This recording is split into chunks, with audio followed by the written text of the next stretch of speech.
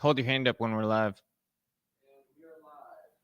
Hey guys, it's Robbie. The show is starting now. We're going to be talking all about the tweet that went crazy today, where I was essentially exposing what a fraud our media is and how the bombing of the hospital in Gaza was a total hoax by the media, totally misdescribing what happened over there. So we're going to go through the whole thing top to bottom, the implications of it. But before that, as people are joining in, I just want to say here, we'll pull up that tweet so that people can see what we're going to start with on discussion today.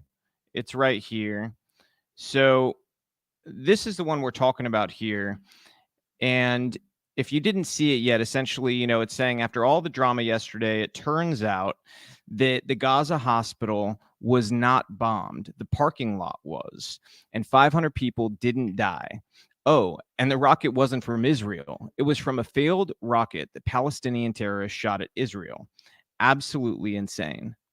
So as I said, as we're getting going here, we're going to start light because we're going to give people time to join the live. I'm adding it now to that thread and telling people to join us in this conversation now by calling in. So that's same with you guys. You can call in today to the show to talk about these subjects with me. The number to call in is 615-703 5888. That's 615-703 5888. You'll be able to talk about this live with me, and you can call in if you disagree, you agree. We're not screening the calls. Maybe I shouldn't say that, but we're not.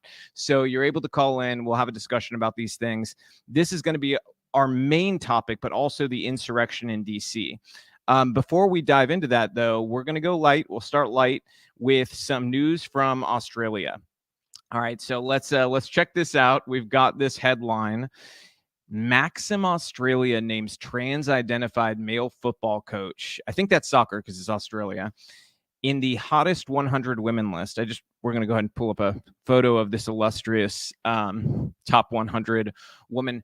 And I'm fully aware, guys, that YouTube is definitely going to ban me at some point. But we're not going to hide from the truth. I mean, this is ludicrous. Everybody understands this is ludicrous, right?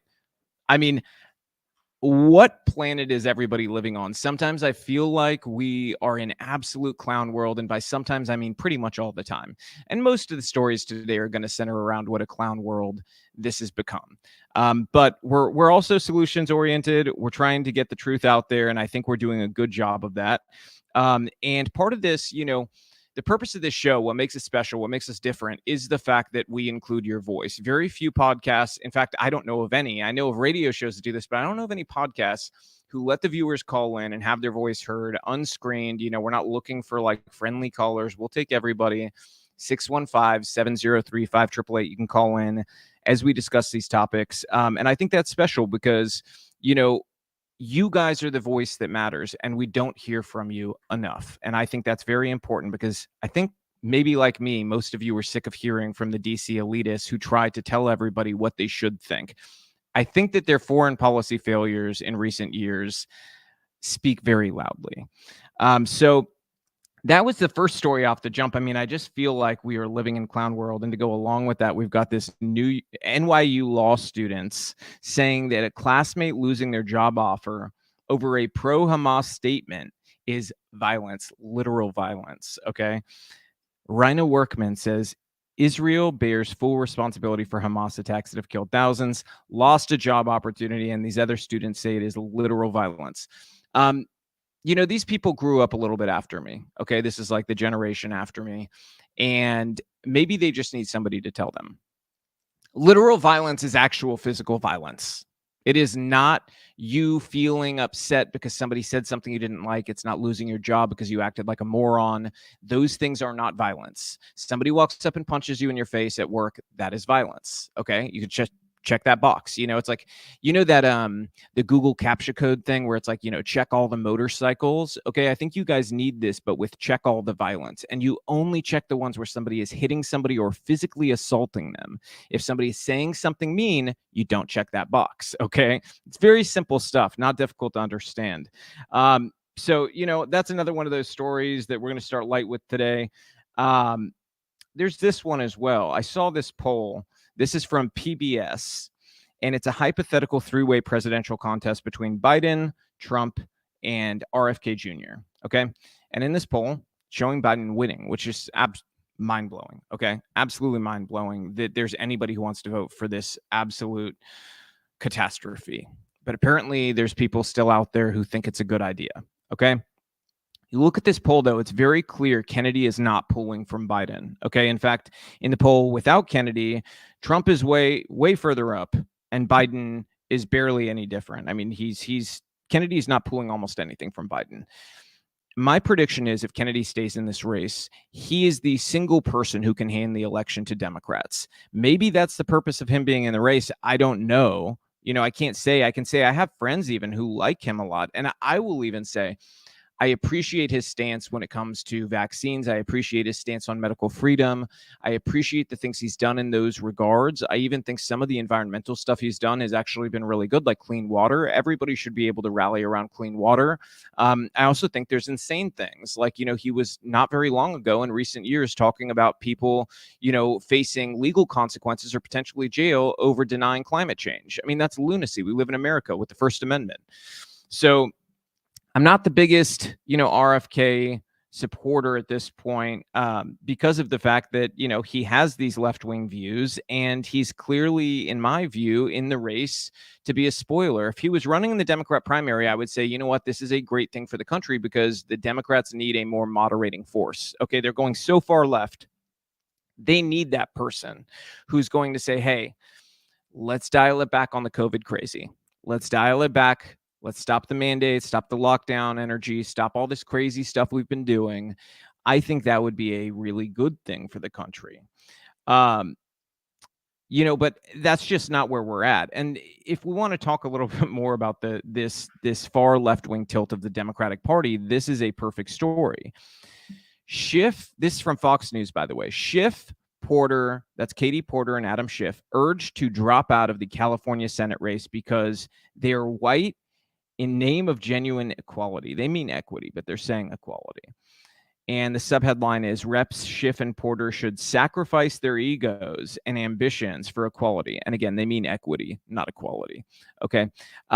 And it goes on and says, all kinds of craziness in terms of why this should happen. And then it says, I loved this part. We'll get to the rest in a second, but this was my favorite part of the story. It says, after Senator Feinstein passed away at 90 in September, California Governor Gavin Newsom appointed Democrat strategist LaFonza Butler, who was the head of Emily's List, by the way, which is a major Democrat booster. They spent tons of money in elections, get boots on the ground. The reason he did that, by the way, is because he plans to run for president one day, possibly 2024, and he needs Emily's List behind him. So he named the head of Emily's List to be a United States senator, despite the fact she lived in Maryland and is not a Californian, not even for a week. Okay, her recent FEC filing, which I posted, is from her address in Maryland. Beside the point, it says to temporarily fill Feinstein's seat, he named that lady. Some progressives celebrated the governor fulfilling his oath to replace an empty Senate seat with a black woman, while others criticized it. Okay. Barbara Lee is the person they're talking about who criticized it, who is a black woman, who's a congresswoman, who's a Democrat, and she is running for Senate for that seat. And she says the idea that a black woman should be appointed only as a caretaker to simply check a box is insulting to countless black women across this country who have carried the Democratic Party to victory election after election. Okay. Total BS. Had she been named to the seat, she'd be hailing Gavin Newsom as like the greatest thing since sliced bread. Okay, let's not fool ourselves here. But I will say this, with how crazy the Democratic Party has gotten, they are pushing these ideas of racial hiring practices and quotas in the workplace. So my view is, you know what, if people like Adam Schiff, Katie Porter are going to allow this to fester throughout the Democratic Party and encourage it even, and we end up at a place where we see in corporations, they are making racial hiring preferences, which is totally against the spirit of equality, then why shouldn't they be subject to it too? You know what? In some weird way, I kind of agree with the author. If they want to push that crap on everybody, then they should give their seats up. Show everybody before you try to make us do it. You do it. You guys jump away from those seats. Give them to somebody else. Okay? Then maybe we'll take you guys seriously. We won't, but maybe. Okay? Because this is just insane. Absolutely insane. I will say, before we get into the craziness in the Middle East, because that's going to be the bulk of what we talk about today, and this insurrection. Those are going to be the two big main topics. We're going to hit just a couple quick things first. One is that I've got a good piece of news. I'm going to play this video from Arkansas, and I think it's something everybody needs to see because our friend Sarah Huckabee Sanders, great governor of Arkansas, she has just done something that needs to happen in every state. So here we go. I was proud to sign Act 636, sponsored by Senator Johnson and Representative Vaught, banning foreign parties from 9 enemy countries from owning agricultural land in Arkansas. And today, we are acting on that law. I'm announcing that Syngenta, a Chinese state-owned agrochemical company, must give up its land holdings in Arkansas. Syngenta owns 160 acres in Northeast Arkansas, which it uses primarily for seed research. The company that owns Syngenta, Chem China, is also on the Department of Defense's list of Chinese military companies posing a clear threat to our state. Seeds are technology. Chinese state-owned corporations filter that technology back to their homeland, stealing American research and telling our enemies how to target American farms. That is a clear threat to our national security and to our grape farmers, especially since the Chinese government enacted a law in 2017 requiring Chinese citizens abroad to collaborate with their country's security officials on intelligence work with no questions asked. This isn't about where you're from. We welcome Chinese Americans, Russian Americans, and anyone else who's given up foreign oppression for American freedom. This is about where your loyalties lie. We simply cannot. That is exactly right. This is about where your loyalties lie. Sarah Huckabee Sanders did something every governor in the United States of America needs to do, something I've been calling for years. We know these companies are out there that are agents of the Chinese Communist Party. This is not difficult. This is not hard. Use your authority as governor to shut these companies down, take their land, and you know what? You give it back to the people of your state. Okay. If these companies don't sell it by the sell by date, you give them a window of time to sell it. If they don't sell it by sell by date, you take it, you give it to your people in your state, and you use it for good things that serve the people here instead of serving the Communist Party because they were a threat. I believe we've got a call. Oh, the call dropped. Okay. If you want to call in, talk about any of these things, call 615-703-5888. That's 615-703-5888. And we can talk about these things. But I'm a big fan of what Sarah did. I think that it is absolutely incredible, and it's something to be praised by everybody. And so I encourage people, reach out to your governor's offices, send them this video, send them what Sarah did. Okay, it's very easy to find. Go online, search, Sarah Huckabee Sanders, Arkansas, China ban, land ban, whatever it is. Okay, any of those things should pull up the story. And I encourage you to send it to your governor's offices and ask them what they're doing to stop this, because this only ends in a bad place. I think everybody understands that. If you saw the story earlier this week, where we talked about the lady, Mickey Miller, who was a realtor and a nurse, who was saying she celebrated the death of what she called maggots, which is a dehumanizing way to refer to people who are conservative or vote for Trump. She was saying she celebrated that. No nurse should say something like that. That went kind of viral. People reached out to her workplace. We did get this today sent in by somebody. Adina Realty says that Mickey Miller is no longer with Adina Realty. So that's a little piece of justice, because, I don't generally like cancel culture, but I'm sorry, there are certain lines in society. And I would say one is, when you're in healthcare, you don't treat people differently based on their political preferences. You don't say, oh, this is a death I'll celebrate because they vote for a different political party than me. Okay, that's just a sick thing to do. Don't be in medicine if you've got that mindset. If you're a nurse or a doctor, you just are there to help people, not force things on people. Okay, not force shots on people, not force things they don't want. You're there to help, and to help them get healthy and prevent them from dying if you're able to. Okay. It should never even be a thought that crosses your mind what political party they belong to, or what they prefer. Okay. Now we're going to start to kind of dive into what's going on in the Middle East here, because that's really a bulk of this. So let's Let's start with this. Joe Biden plans to ask Congress for $100 billion in Ukraine and Israel aid. Before I go further on this, if you have thoughts about this, call in, because I know some of you guys have thoughts about this. 615-703-5888. $100 billion in aid he's requesting from Congress. The package aims to leverage support for Israel after Hamas attack. Let me tell you the truth. This isn't even about Israel. Again, this is about Ukraine. They know the only way to continue the slush fund in Ukraine with no oversight is to couple it with Israel, because they know that there's a significant number of people in Congress who support aid to Israel.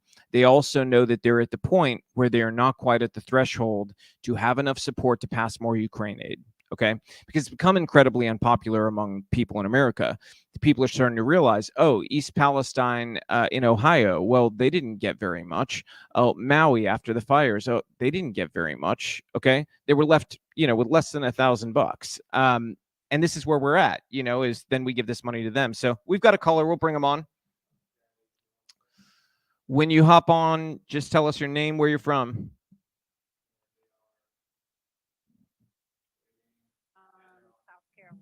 You're from South Carolina? Sorry, I missed your name. What's your name?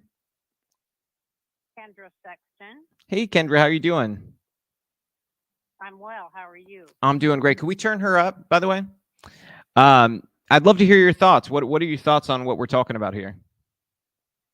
My biggest question and concern is, we're seeing with the conflict between Israel and Hamas, and we're getting all these, the videos and live updates and so forth. We have not seen any footage regarding Ukraine and Russia in the conflict to the degree that we have seen Israel and Hamas. So my question is, where is the footage showing where this money that Biden keeps wanting to allocate to Zelensky and Ukraine, where is the footage for the war that's going on over there? Because it's, mainstream media doesn't report on it, period.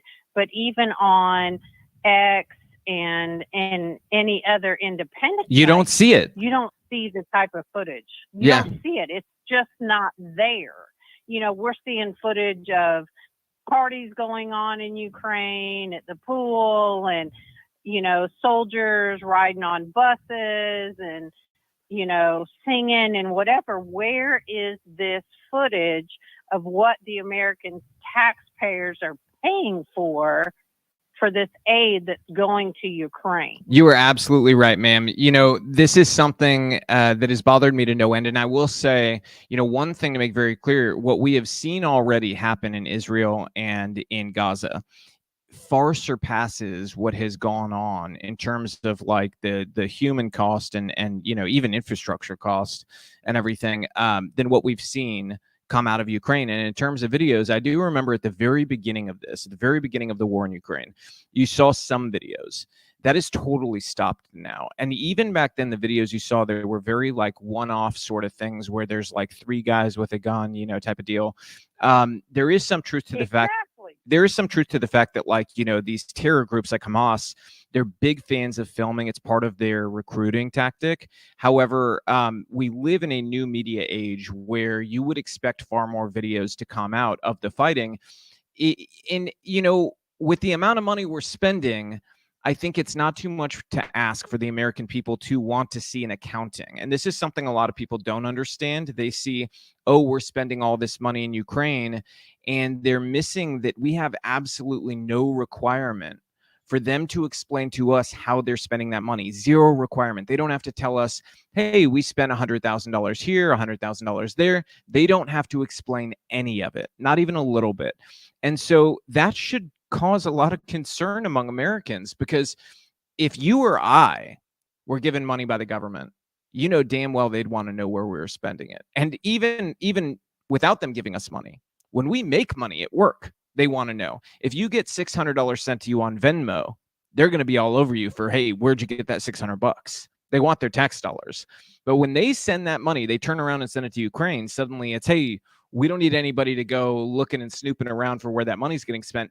Meanwhile, if you investigate this, what you find is a bunch of the Ukrainian commanders and stuff like that. There's a bunch who have fled and gone different places and stuff, and they're living in these luxury mansions and whatnot and have supercars. And then the Ukrainian government says, oh, don't worry, that's not American money. Well, money, money is fungible, and it's sort of the same thing that the Biden administration is saying about the Iran money, the $6 billion they gave them. They say, oh, well, that $6 billion didn't fund all this terror. It's only for food. It's only for medicine, only for aid. Well, okay. Even if you accept that as a premise and you say, okay, the Biden administration implemented these rules, okay, the problem with that is like any budget, if I tell you I'm going to give you $6,000 a month to pay your mortgage, your food, and your insurance, but you can't spend it on anything else, well, what I've done is I've just freed up your $6,000 a month you were spending on those things, and now you can spend that on whatever you want. So it doesn't matter what you allocate it for. What matters is you've freed up extra money for them.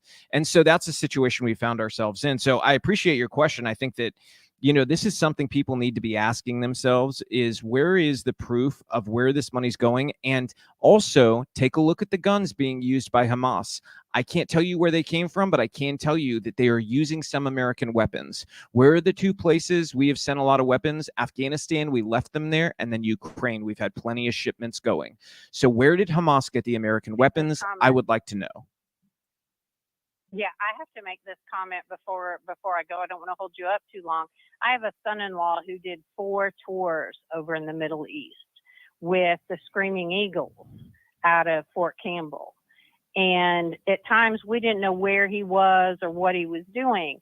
And so when they just pulled out of Afghanistan, one of the things, that he came and he talked to us about was, I feel like I went through everything for all those years for nothing. He said, he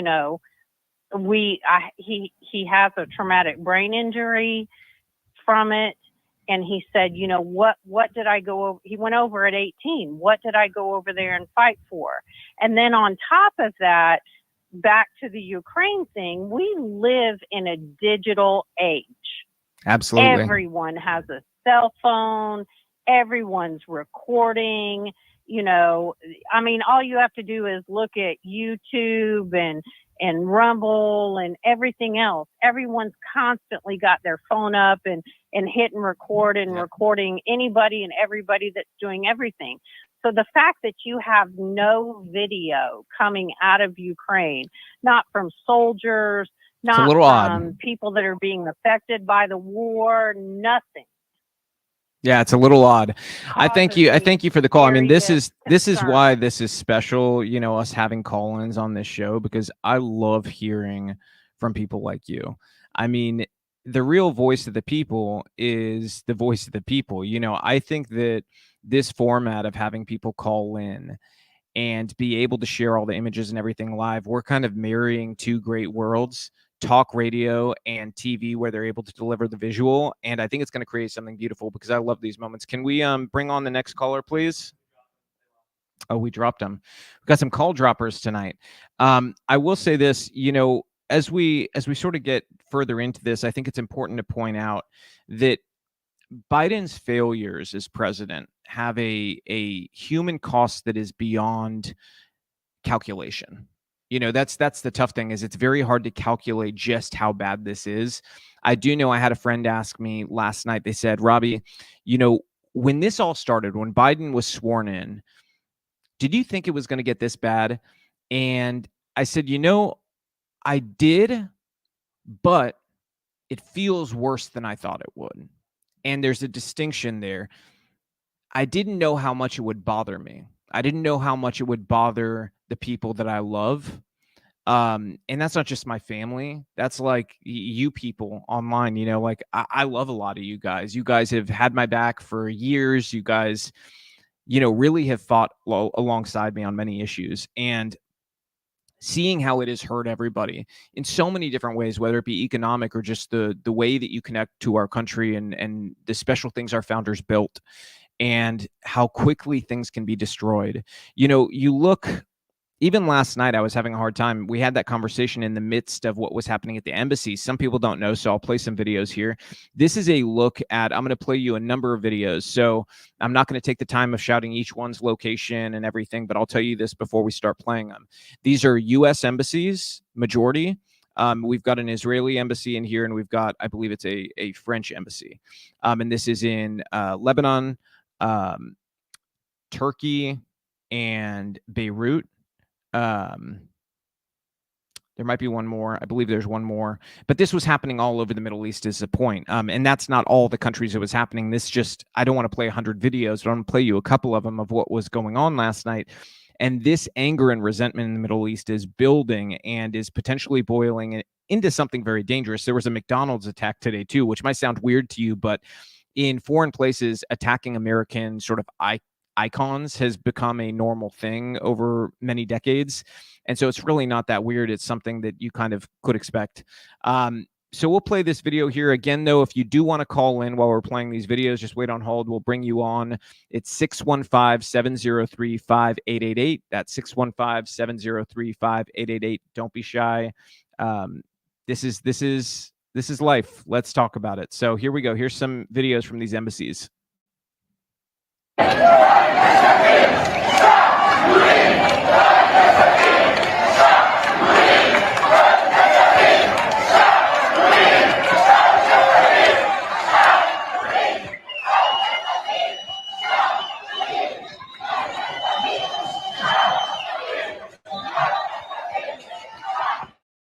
Here's another one.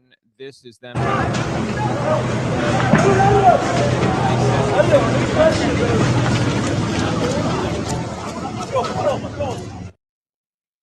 So this is what's building out there.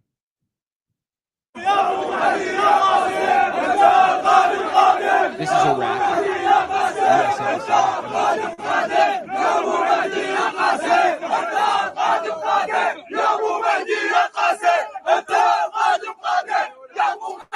Again, that's the U.S. Embassy in Iraq. They're marching on. Here's another video of it.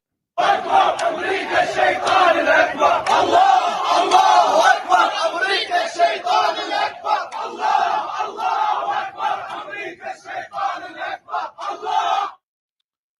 right, and here's another video of it. To watch people.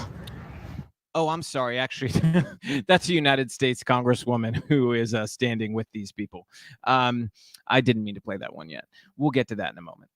And, you know, so this resentment is out there. It's building like crazy. And it's really a powder keg in the Middle East. I mean, this is such a dangerous situation. There's very few equivalents to what's going on and what we're facing. And this could really go off the rails at any moment. And meanwhile, we have Joe Biden. Okay. Joe Biden's the guy there at the controls. And you really have to wonder what the consequences of that are going to be. Okay. Because he went to Israel today. And this is what he got on Air Force One and said. Look at this headline. Biden says Palestinians got to learn how to shoot straight. I'm going to let that sit there for a second. Think about that. The President of the United States of America would like Hamas, a terrorist organization, and other terrorist groups who are Palestinian offshoots, to shoot better at Israel to avoid situations like this. He would like them to be a better shot. And you might go, Robbie, that's probably out of context. I mean, that seems like a crazy thing. A president would never say that. Okay, I'm going to play you guys the video in a second, reluctantly, because every time that I've watched it so far, my soul, I feel it die a little bit more. Okay, I mean, because this is the pinnacle of stupidity. Like, what are we doing as a country? What are we doing when this guy, who can barely, honestly, the video is worse than the quote, if I'm being perfectly honest. The video is worse than the quote. And then I've got an amazing video from Joe Rogan show that kind of really summarizes this beautifully. Okay, so we'll go to the video. go to the video real quick. I'll let you guys judge for yourself. Here we go. And I'm not suggesting that Hamas deliberately did it either. It's that old thing, gotta know how to shoot straight. And it's not the first time Hamas has launched something that didn't function. Let's watch that again. And I'm not suggesting that Hamas deliberately did it either. It's that old thing, gotta know how to shoot straight. And it's not the first time Hamas has launched something that didn't function. So again, this was worse. This is worse than the New York Times, or I'm sorry, New York Post headline that was up there. This is much worse than the New York Post headline. Okay, because they say here, Biden says Palestinians got to learn how to shoot straight. In the video, he actually says Hamas. He names Hamas, a violent terrorist organization that has slaughtered babies, women, and children in their beds in some cases. Cowardly, cowardly barbarians. He is asking them, as president of the United States, to please learn how to shoot a little straighter when they're firing rockets at Israeli families. I have heard a lot of dumb things from people in political power. Unfortunately, we all have. But this may be the single dumbest thing I have ever heard one say. And I lived through the presidency of George Bush and had to listen to his bizarre musings, okay? I had to listen to all those words he made up. Sometimes it was funny even. But it was also embarrassing. And this is worse. This is, I would say, the dumbest thing a president has ever said. And I don't think it's particularly close. I mean, I just look at this and I'm stunned. If you have thoughts on this, this is one that actually really bothers me. So if you have thoughts on this, do call in 615-703-5888. Don't be shy. If you disagree, go ahead and call. But call in. I'm wondering if I'm alone in this outrage about this. Am I the only one who feels like this is absolutely unacceptable and the guy belongs at a bingo game eating Jell-O, not on Air Force One dealing with the world as it burns? Maybe one has something to do with the other. Maybe the fact he's not at a bingo game eating Jell-O is the reason why the world is burning. Makes sense to me. Because the man is mentally unfit. It's like his brain is being run off a floppy disk. Okay? And in that video, his mental acuity actually seems slightly better than normal. And I'm talking about a video where he asked a terrorist group to shoot better at our allies. That's how insane things have gotten. I mean, it's hard to believe that it's real. My first instinct when I saw this was that it was fake. I had to go double check, triple check, because I was like, there's no way. There's no way he did that. But he did. He did. So to the original topic, and you can call in about that. You know, if you call in, we'll go back to that topic, 615-703-5888. We're going to get into the actual bombing here. And feel free, you know, if you, because there were a lot of people, you know, we got some people who wanted me to die sending me messages today. And I will say here, I'll pull some of them up.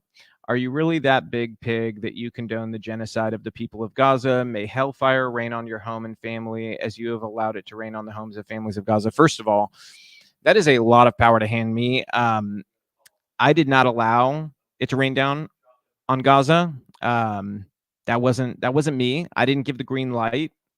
So not sure where you're getting that from. The hope that somebody will die. Here's another one. And I laughed. I have to admit, I laughed at this one. Their threat was come to the UK and talk. You know, you can read it here. There it is. Come to the UK and talk. I'm sorry. If you live in the UK, do not message somebody in the United States and say, come to the UK and talk, you know what, as a threat. Okay. It's kind of laughable. Like everybody remembers what happened in the war, okay, between our two countries, you know, the formation of America. We all remember that.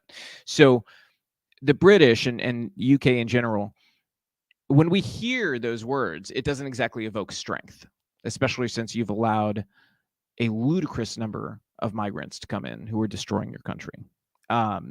So, you know, not the best threat. I will say an interesting thing, you know, it says you gonna be dead and your kids are going to be growing still. It's bizarre.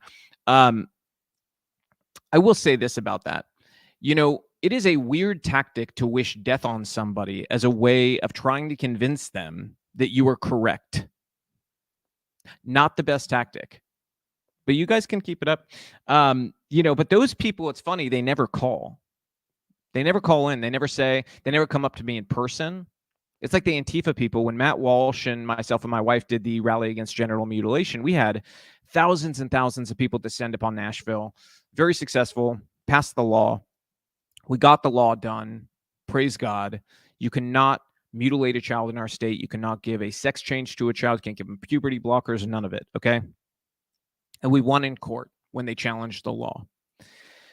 But something funny happened at that rally.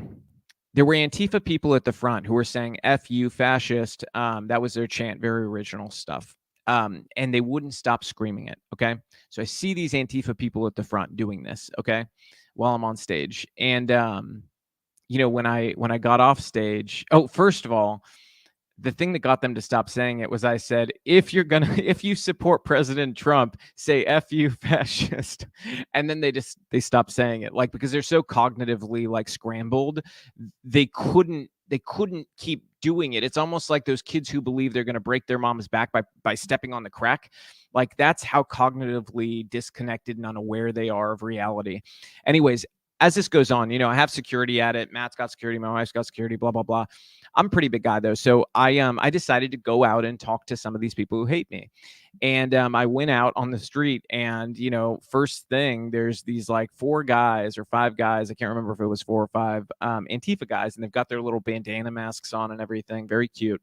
And they saw me, and I swear you could see their eyes look up and they're like, we're good. And they didn't say that, but it was like, that's the message we were getting. They turn around, they walk away. So suddenly, when there was no barrier between us, no police, no security, they have nothing to say. It's pretty par for the course, but feel free to call in if you want to talk about this subject. We're going to get into this bombing. It's 615-703-5888. In terms of the bombing, so what I said, I played this video on my Twitter page where it shows that this happened at a parking lot. So the narrative that was sold to us, look, there's Tim Pool. The narrative that was sold to us was that this happened at a hospital, okay? And that at the hospital, 500 plus people died. Let's get all the facts on the table here. The narrative that the media spread, okay, was that Israel bombed a hospital filled with women and children intentionally. They killed 500 plus people. And this was something that they were proud of. Okay, the media pushed this story. I waited because I said something doesn't feel right here. And the number one tell for me was that Hamas's headquarters is underneath a hospital in Gaza. And Israel has not attacked that hospital. And that's a different hospital, for the record, okay? Israel knows that that's there, and they have not attacked it. If they won't attack that, logically, what would make you think they would attack this hospital? That didn't make sense to me. So I said, I'm going to kind of wait to react here because something feels off. And you notice these claims were made by Hamas, fog of war and everything, when it was too late for people to verify what was going on. And so what happened is all these journalists, who are mostly very young people, went to woke schools. All of their friends support Hamas in Palestine. We're talking about people whose friends were literally at these pro-Hamas rallies and stuff. They go and run with this. They're like, Israel kills 500 plus people in bombing on hospital of innocent people, say Palestinians. Okay, they don't mention those people are Hamas terrorists. That was what they ran with. In reality, this morning, video came through of what was bombed. Okay. And reality is very, very different from the story they sold us. After all the drama yesterday, it turns out the Gaza hospital was not bombed. The parking lot was.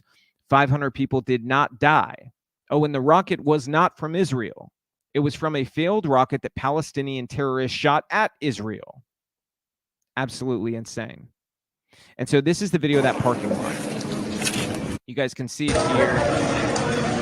And for scale, you can see this is not a giant parking lot.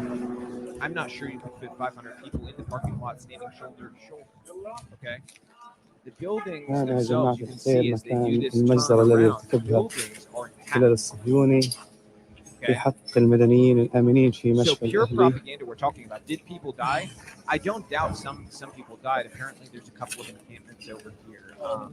But it's nowhere near 500 people. I mean, not even close. But they did not try to verify this story. And that's kind of the crux of the issue here. Because this is what happened is a bunch of people got push alerts. Sorry, I'm going to pull this up real quick.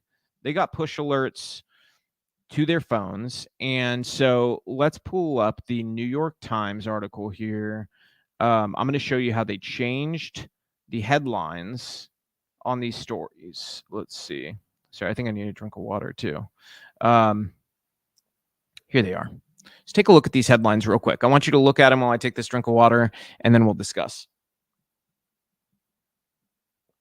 And just a reminder before we discuss this, the call-in number is 615-703-5888. That's 615-703-5888.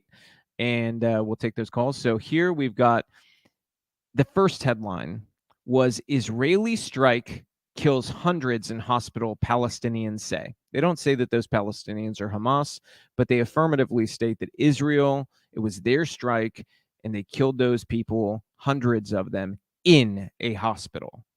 Second headline update. At least 500 dead in strike on Gaza hospital, on it. Palestinians say. Again, they don't mention the Palestinians are Hamas. Third headline. At least 500 dead in blast at Gaza hospital, Palestinians say. Again, they don't mention those people are Hamas, but you see the tweak there, okay? At Gaza hospital, because technically the parking lot, it's at Gaza hospital. So that should be an indication to you that the writer had some bird in their ear, let them know, hey, the buildings are actually intact. This is in the parking lot. But they were still running with the 500 dead. And remember, if you've got like Apple push alerts or different type of phones, news push alerts, oftentimes it cuts off part of the headline. So you may just see Israeli strike kills hundreds in hospital. Okay.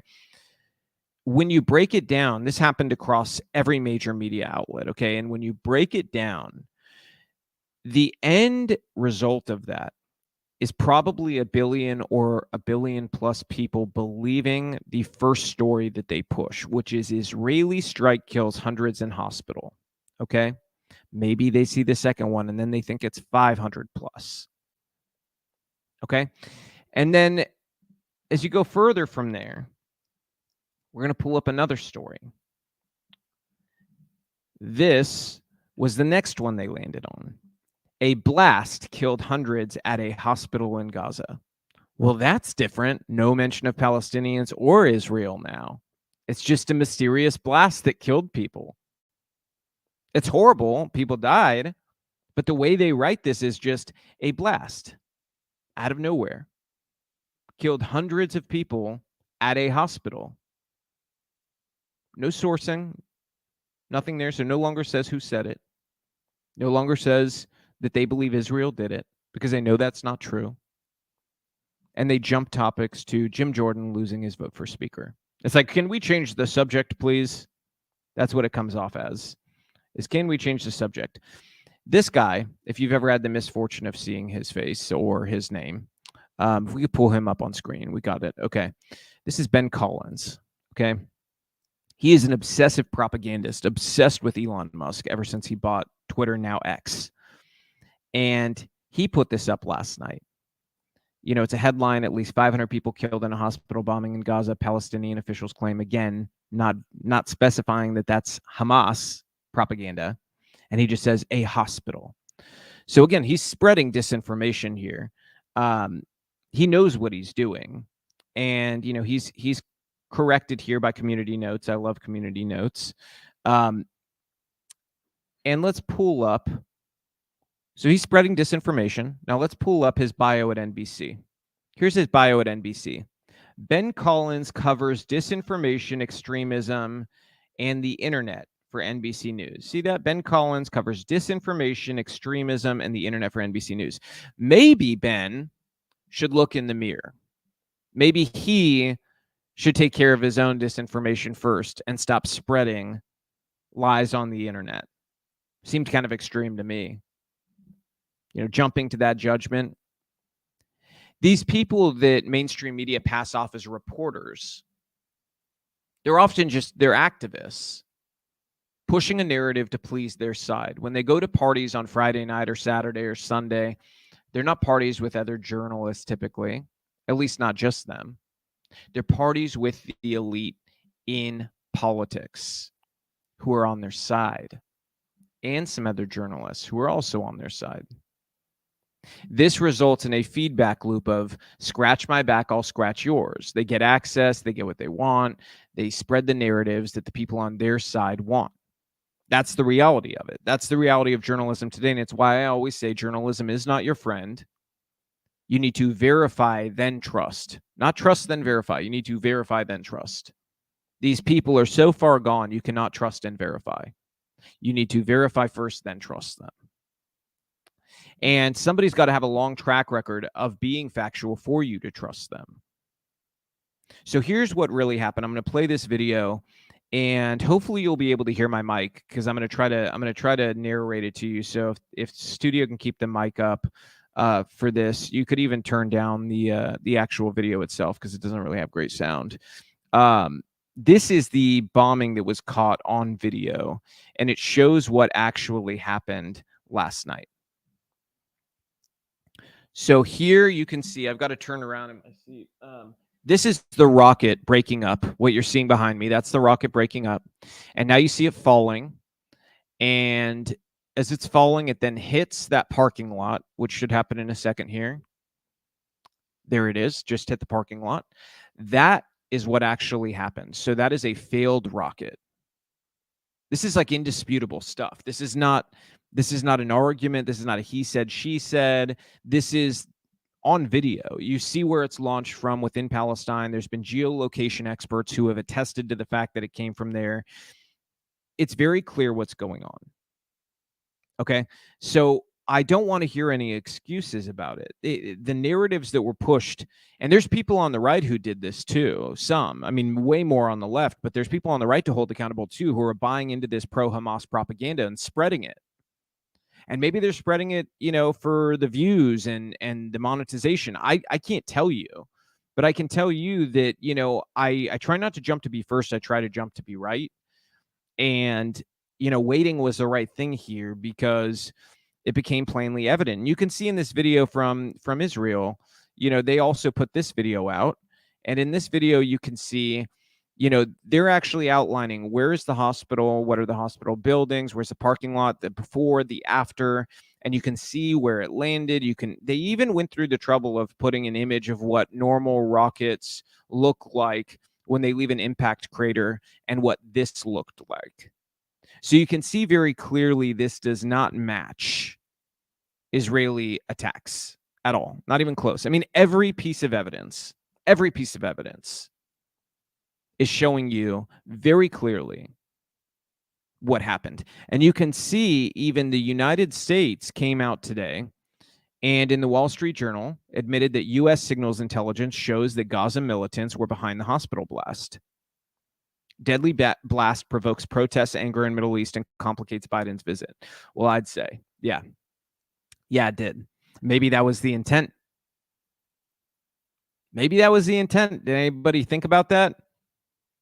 We're supposed to be going over there to meet with Abbas, who represents the Palestinians, and, the king of Jordan, and representatives from Egypt and representatives from Israel. Maybe that was the intent here with this mass propaganda campaign. Keep things hot. Try to expand this out for a bigger war. Because while this is all happening, and we've got, Molotov cocktails thrown at Jewish synagogues in Berlin, Germany. We've got 6 French airports evacuated after threats of attack. The United States has urged its citizens not to travel to Lebanon and recommended that U.S. citizens in Lebanon make appropriate arrangements to leave the country. We've got all that going on.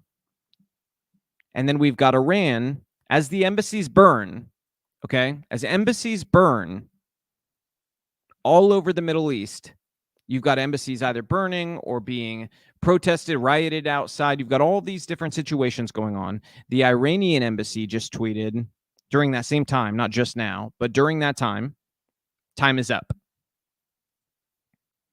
They then put up what is and I don't have this image here, but I'll tell you about it. They put up this symbolic black flag. And that black flag, it represents a calling to extremists to come home, and maybe sends another message that we don't know, but it's a very rare thing that they do. Last time they put it up was when Soleimani got killed by the United States of America.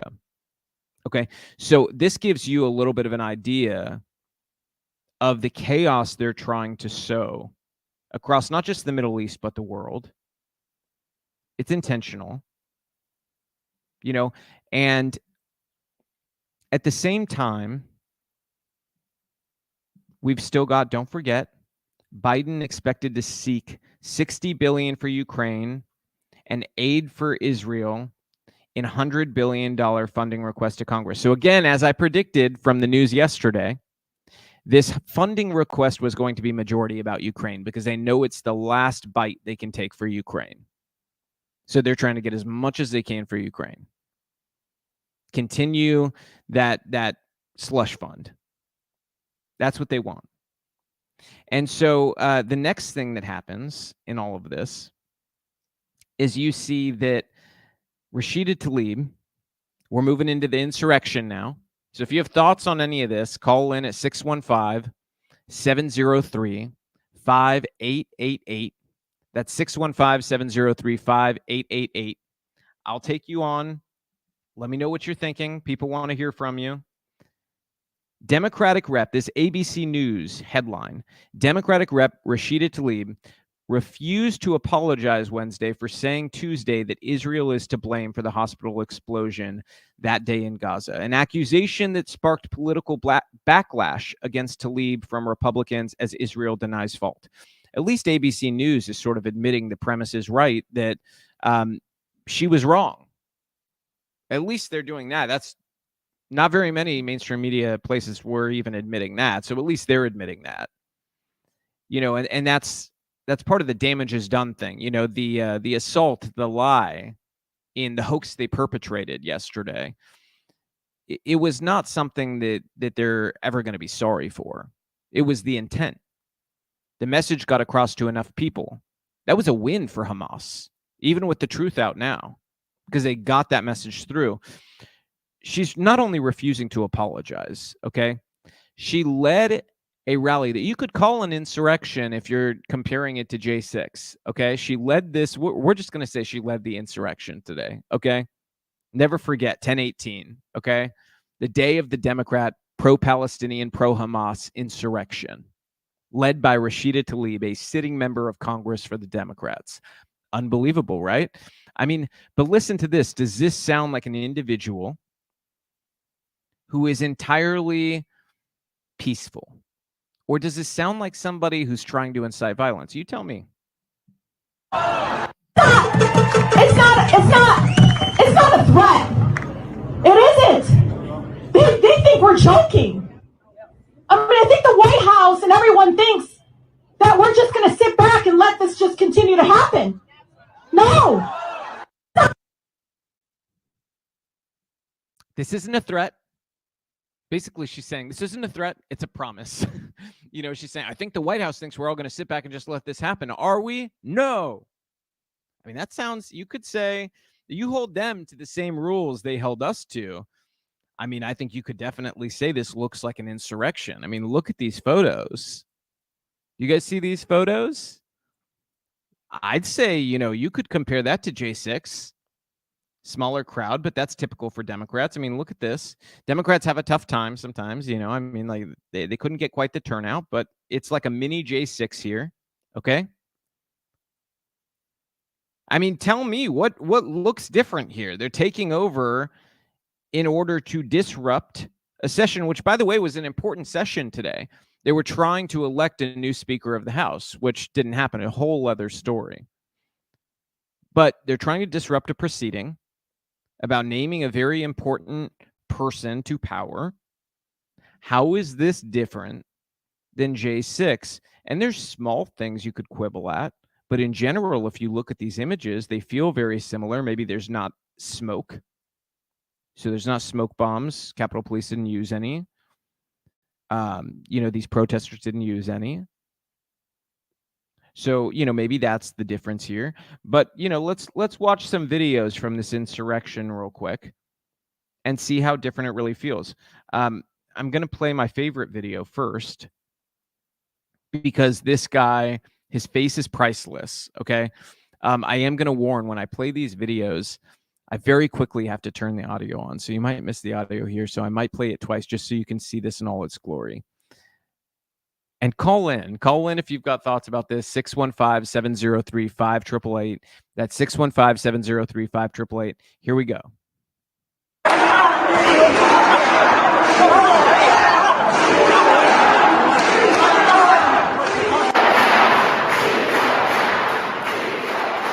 Let's start that over real quick, guys. Watch this face.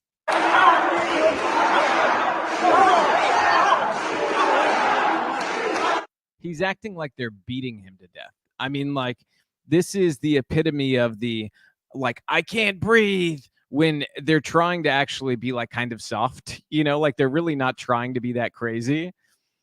They're just trying to do their job. And he's acting like it's literally the end of the world. Like, you are destroying me. You're breaking my arm. Watch this. Watch this. We'll go back to it.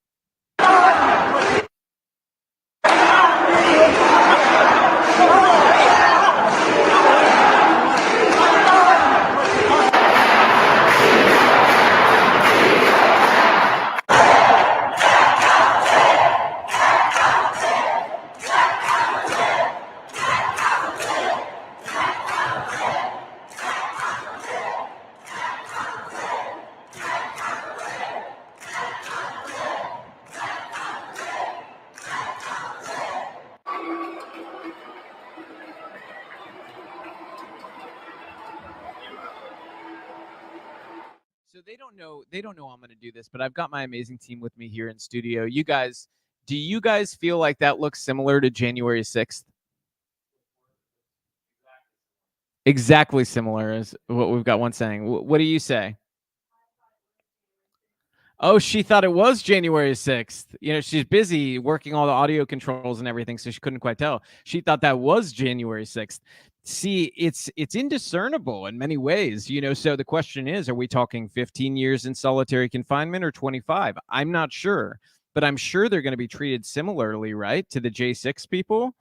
Naturally, these people, they got held in solitary confinement with no trial for years. I'm sure that's going to be the standard here, right? Marjorie Taylor Greene actually has formally requested, you can see here behind me, formally requested that the United States Capitol Police preserve all video surveillance footage, photographic evidence, police reports, and arrest records from all House office buildings on October 18th, 2023, following the Rashida Tlaib-led insurrection. Here's the letter. So that's Marjorie. She's asking, formal request that the United States Capitol Police preserve all video surveillance footage, photographic evidence, police reports, and arrest records from all House office buildings on October 18th. The group that organized the insurrection, Jewish Voice for Peace, is a pro-Islamic anti-Semitic group that seeks the destruction of the state of Israel, according to the Anti-Defamation League. Okay, here's something you all need to know. Okay, this is very important about the left. It's something that has been a strength for them for a long time, and we have to break this whole paradox down so that people understand it. These people are sick, okay?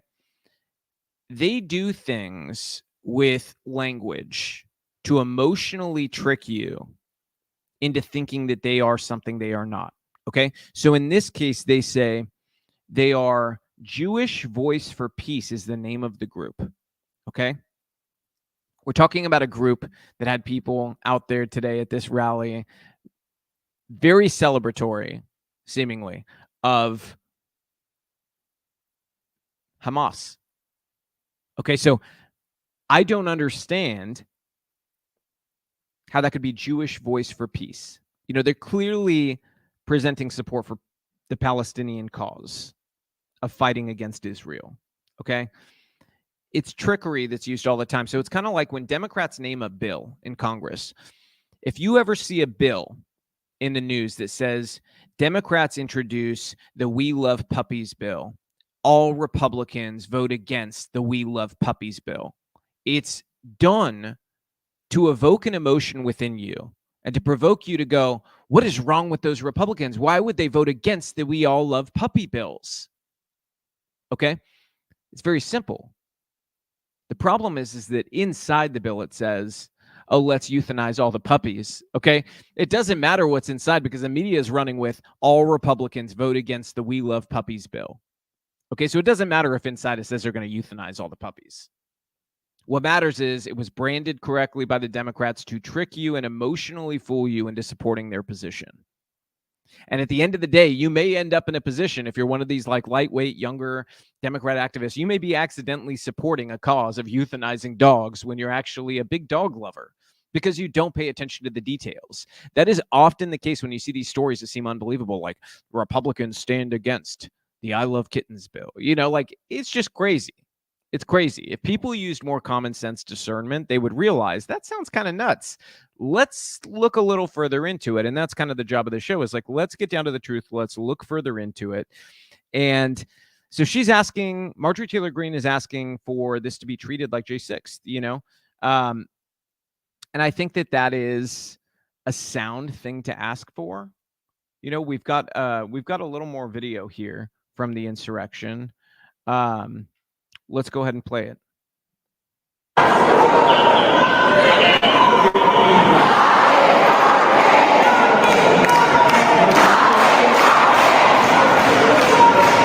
don't know. That looks like January 6th to me. Very similar.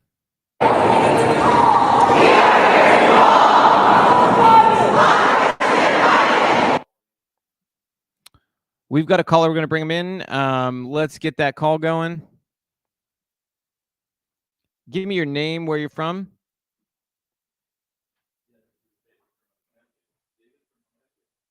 I think we're still waiting to bring him on. Can you check to see if that call's on? I can hear you now. Yes, yes. David from Connecticut. Tell me, what are you thinking about this? Well, I saw that video and I'm kind of laughing because I'm wondering, do we know if they let these insurrectionists in on October 18th? Did they get were the doors held open for them by Capitol Police? Or was it like January 6th? Was it like that, or did they actually break in? Do we know how this went down?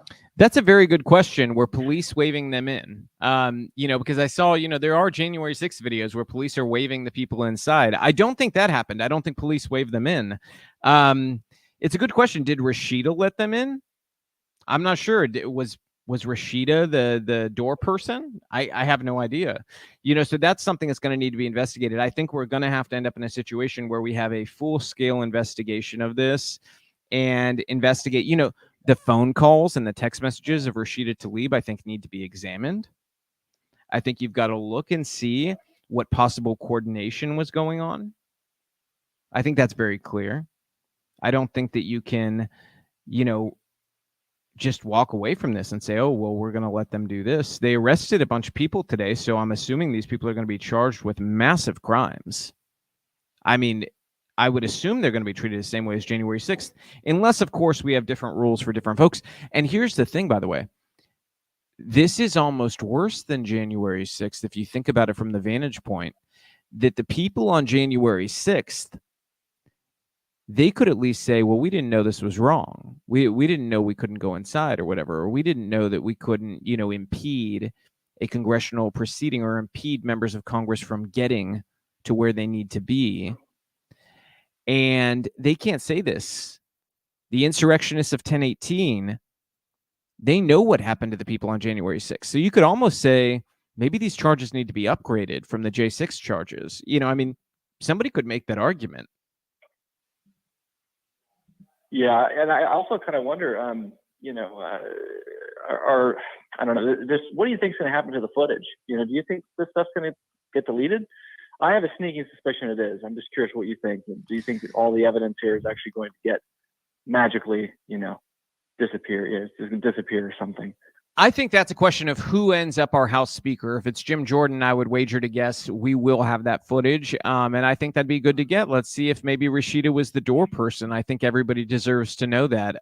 Thank you for calling in. If anybody else wants to call in, 615-703-5888. That's 615-703-5888.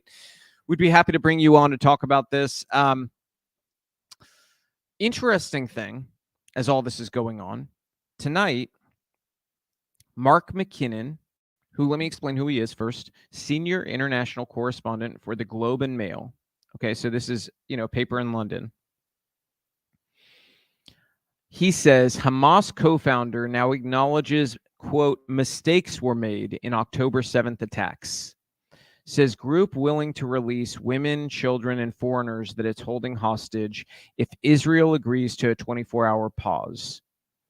And he says he interviewed Hassan Youssef, the head of Hamas in the West Bank. Now, I find this very suspicious for a number of different reasons. First of all, isn't it weird how journalists can so easily get in touch with these heads of Hamas, but Israel and the United States have not killed them yet? Not the journalists, of course, but the Hamas leaders, the people responsible for the murders on October 7th. I think that that's like the no-brainer. Go for the head of the snake and go down the next level, get those snakes, go down the next level, get those snakes until all the snakes at the very bottom are so afraid of being snakes that they scurry out. Okay? This was something Trump understood very well, is that if you go for the head, first of all, you best not miss. But secondly, if you go for them, understand that it will strike fear in the hearts of the people underneath them. Okay? I was sort of perplexed by that, and not really perplexed, maybe that's the wrong word, but kind of disgusted. If a journalist can get in touch with Hassan Youssef should not be breathing. Okay? As a co-founder of Hamas, as head of Hamas in the West Bank, knowing of the October 7th attacks, I see no excuse for him not to be eliminated by the U.S. or Israel, okay? Because they're responsible. Again, people will say, well, why the U.S.? They have 25-plus American hostages, okay? Those are the people that the U.S. need to get involved for, and only them. Bring them home. Once they're home, say, Israel, we support what you've got to do. You do what you've got to do. Protect the lives of women and children. Don't do anything that's going to hurt a bunch of innocent Palestinian children, but go after Hamas and dismantle them, and you've got our full support doing that. Go and dismantle them, because we're going to have perpetual war if not. That was the case, here. It also feels suspicious to me. They want a 24-hour pause. What could they be planning in those 24 hours? What could they be wanting to do in those 24 hours? I think that's a question worth asking. If you have any ideas of what that would be, you can call in before we end the show today, 615-703-5888. That's 615-703-5888. But that's what's going on that end. Now, I talked to you guys earlier about a Joe Rogan reaction that really, I felt like summed up our president, Joe Biden. Unfortunately, he's all of our president. I wish he wasn't, but he is. So let's play this video again of Joe Biden, okay? And then I'm going to play the video of Joe Rogan so you guys can see this in all its glory. Here's Joe asking Hamas to be a better shot. Okay, and yes, I'm serious. He's asking Hamas to be a better shot and to be more direct, have better aim when you're shooting rockets at Israel. Please, that is the message from the President of the United States, Joe Biden. Here we go. And I'm not suggesting that Hamas deliberately did it either. It's that old thing, got to know how to shoot straight. And it's not the first time Hamas has launched something that didn't function. Now let's jump to the Joe Rogan reaction video. It's all pulled tight like a lizard. He's like he got the formaldehyde in him already. He looks like he's got the formaldehyde in him already. They're not good. Gonna just press a button. Skin pulled tight like a lizard. He looks like he's got the formaldehyde in him already. I can't disagree. Again, like I said, Joe Biden, He belongs at a bingo game eating Jello, and I'm not trying to be mean. I'm being serious. Like, he would be much happier there. His mental acuity lines. In fact, honestly, there's people at bingo who run circles around him. So I don't want to disparage them, because I've gone and I've played bingo with these people. They're actually very quick-witted, and they're very quick. Okay, so Joe Biden is going to have some issues there, but at least he can't hurt anybody. He's going to lose at bingo, but he can't hurt anybody there. He does not belong on Air Force One as president of the United States. He does not belong making decisions that impact everyone's safety. The world is burning under his watch. And meanwhile, the people who support him, people like Cher, yes, the singer Cher, this is where there's Salat in their head, okay? Look at this story from today. Cher threatens to leave America if Donald Trump is reelected as president. Quote, I almost got an ulcer the last time. If he gets in, who knows? This time I will leave the country. This is like the oldest threat possible from celebrities. I'm going to leave the country if ex-Republican wins. Nobody believes you. Okay, you guys are the boy who cried wolf. We all wish you would move. Like, literally, we will pay for the tickets for you to leave. I'm not joking. Offer to share right now. Dead serious. We will pay for first-class tickets for you to leave America if you renounce your citizenship. Okay? You have to renounce your citizenship, and we will get you first-class tickets, and we will crowdfund for your moving expenses to move your furniture from Malibu to Canada or wherever the hell it is you're going. You should go to China or Cuba. You'd like it there. We'll get you a first-class ticket, though, at the very least. I can't promise what people are going to crowdfund for you, but we will buy you your first-class tickets to move to whatever country that is. If you promise you're not coming back, okay, and renounce your citizenship. All right, and we will do our damnedest to get your furniture move funded as well. All right, we got a call coming in. Let's take them in. You are live with us. Tell us your name and where you're from. I think they may have dropped off, did they? It's our first-time caller here. Hey, Tom, how are you doing? How you doing tonight? I'm doing well. Man. How about you? Got a little bit of a lag. Awesome. Where are you from? I mean, this is Traveling Fools. I think you know us from Twitter. Oh, hey. Anyway, man, checking out your show. Like it, man. Like what you're doing here. Thank you. I appreciate it. What do you think about all this craziness going on in the Middle East right now? Man, I think it's an absolute circus, and I'm waiting to see how it affects travel to some other Muslim countries and stuff like that. I think it could potentially spread quite large. So it looks like it's going to. Watch and see what happens. Yeah, it really looks like it's going to. And what do you make of this? The age-old threat that Cher's making that she's going to leave the country if Trump wins the presidency again. I mean, I'm with you. Like, let's set the PayPal up now and go on ahead and get it running. And we can. I'm with you. Yeah, no, we will take care of the tickets. I think we're just going to have to do like a give, send, go for all the furniture because the lady's a pack rat.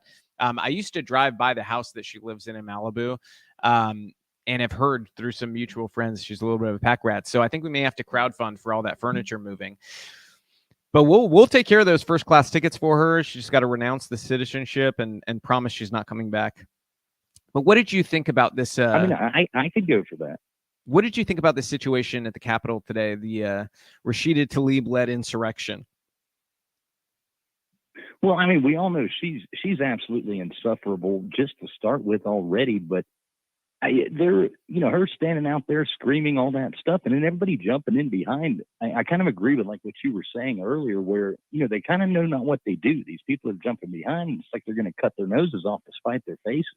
Exactly. I think that they're not really thinking through long-term consequences. Children usually don't, and they kind of behave like children. My children are much better behaved than these people, and much more mature. And honestly, they're more well read in on what's going on in the world than these people as well. It's kind of embarrassing. Sometimes I think about that. I'm like, oh man, every single one of my children, including our youngest, I would trust her more implicitly in Congress than any of these people in the squad. Not even close.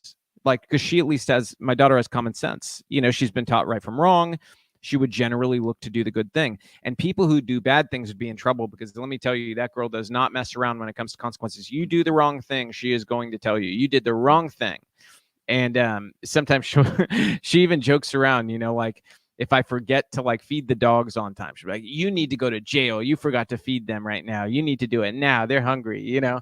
And that's only like 20 minutes after their lunchtime. So, you know, she's a real, she's an enforcer. And, you know, honestly, some of the big cities in our country could use that right now. Some law enforcement, some rules, you know, really put things in place. Did you see this story at the beginning of the show about this man who is a football coach in Australia being named to the hottest 100 women list? His picture's up on screen now. This is, again, a man who's a football coach. I think that's soccer in Australia, who won 100 hottest women in Maxim magazine. Names himself Danielle. Did this happen when you were younger? Were there things like this going on when you were younger where men would dress up like this and win, you know, world's hottest women 100 list? Yeah, not not even a chance. I mean, we would have all laughed at that, but I'm trying to think who that. Are we sure that isn't what's his name? It kind of looks like Mickey Rourke. Mickey Rourke. I kind of thought it looked like Mickey Rourke nowadays. You know what? I can't say that it's not. Okay. Looking at the photo now, I can't say no. I think no, but it's close. I mean, that's a close call. People are going to get mad at me for that, but I mean, natural reaction is I can't, you know, I mean, we're close. Okay. Yeah, I mean, a little bit of hair dye, you know. Yeah, I'm sure we could do it. Yeah, I think you could. There's a couple stories we didn't bring up yet today as we finish out the show here. One of them was, did you see this? It's on screen now. I don't know if you've got your screen in front of you, but a caravan of migrants, and Wokeness, by the way, one of my favorite accounts on X, does incredible work. A caravan of migrants in Mexico is on its way to the U.S. border. These people are clearly not from Central America. I mean, even if they were, they're breaking into our country. But if you look at this, I ask the question all the time, you know, how are all of these people getting here? Because I understand the NGOs are funding this. I understand Soros, Open Societies, they're funding a lot of this.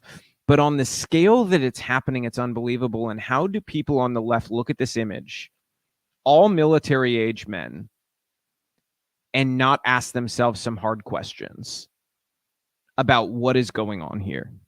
Because to me, it's very clear. Well, I kind of agree with you too.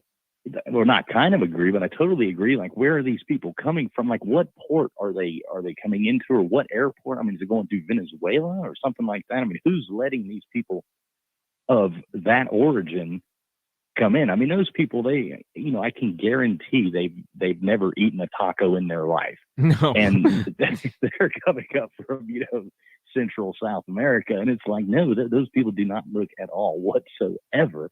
No, and you know what? If you're not coming here to feed us delicious food, that's an even bigger problem, okay? You know, but you look at this, it's just ludicrous. It's ludicrous. And some people get mad at me on the whole immigration thing because I'm pretty hard line on this. But the funny thing is, my family immigrated here. My family are legal immigrants. They were literally running from communism in Cuba, and they still found a way to do it legally. And for my grandfather, even, you know, my mom was able to come a little faster. Some of my family was able to come a little bit faster through the legal process. But like in my grandpa's case, he had to wait for years at the Swiss embassy. Okay.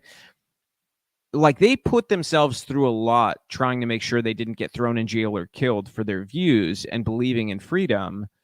And they still found a legal way to come. Now you've got these people just breaking into our country. And I actually said this recently to somebody. I said, we're having this conversation about illegal immigration. And they said, well, I think we should deport all the criminals, but everybody else you can. And I said, well, that means deport everybody because they're all criminals. And they said, what do you mean? I said, well, it's very clear. I want you to imagine something. You're in your house tonight. There's 5 men. They come into your house. They break in. Okay. One of them actually breaks the door down. One of them comes up to your room and assaults you. And they sexually assault your wife. You've got 5 men in your house. When this is over and police come, do you want all 5 of them held accountable, or do you want just the one who sexually assaulted your wife? The other 4 just walked in when they weren't supposed to. Okay? They hung out on your couch while the other one was committing horrific crimes. Obviously, you want the one with horrific crimes to be held accountable, but what about the other 4? And they said, well, of course I would want them charged. Well, guess what? That's what's happening at the U.S. border. This is our country. It's akin to our house on a larger scale. And when you think about this and you start to relate it to your personal life, you start to realize this is what we're doing to our country. We are letting in groups of people who are breaking in illegally when they're not supposed to. And we're letting the dangerous ones go and rape people in our country, kill people in our country, sell drugs that kill people in our country. And then you've got the other ones who are just coming in for the free ride. They want to make money, whatever it is. They're all breaking the law when they come, but one begets the other. One allows the other. So if you allow one type, you're really allowing both. You agree or disagree? No, totally agree. I 100%. Yeah, I mean, like in that scenario, I mean, that's guilt by association without a doubt. 100%. Just standing next to them. You know, when you start looking at horrific crimes like that, there is no, you know, here nor there. It is what it is, and you got to look it in the face and say, hey, this is actually happening, so tighten it up, you know? I mean, my wife is a legal immigrant. It took us years and years and quite a bit of money to make that happen. So it's not like... And a lot of that is because of illegal immigration, by the way. Her process would have been much faster if illegal immigration was not stealing so many resources from our country and our people. That's a big thing that people don't talk about, is the legal immigrants are the victims of this as well. They're waiting. They're being respectful. They care about our laws. They want to assimilate. And that's the other thing about illegal immigrants. They don't want to assimilate. I understand, as a Latino, I can say certain things other people can't, and that it shouldn't be that way. Everybody should be able to say this. These people coming illegally do not want to assimilate, period. They don't. They want to live out their own culture in our country, but make better money. That is the goal. And they've been taught by NGOs who are paid to go down there how to lie to get asylum. There are programs, there's pamphlets, there's videos. They teach them literally what to say, what to invent to get through that asylum system. And we can't allow that anymore. But I thank you for calling in. You were wonderful to talk to. You've got great opinions, great taste in podcasts, by the way, great taste in shows. Very, very smart in that regard. You know, I think the world of you and your choice of podcasts you're listening to right now at almost 9 o'clock at night Central. But I appreciate y'all. It's been a fantastic show. I think we're out of stories for now. We'll be back soon. You know, go to I almost just pulled a Ron Burgundy just now. I had somebody on the team just tell me go to the logo, and I almost said go to the logo. But no, you can you can follow us on X, on Facebook, on YouTube. Make sure you subscribe, set notifications so you are set aware when the show comes live. Be a part of it by calling in next time. 615-703-5888. We love when you guys call us, and it's been a fantastic show.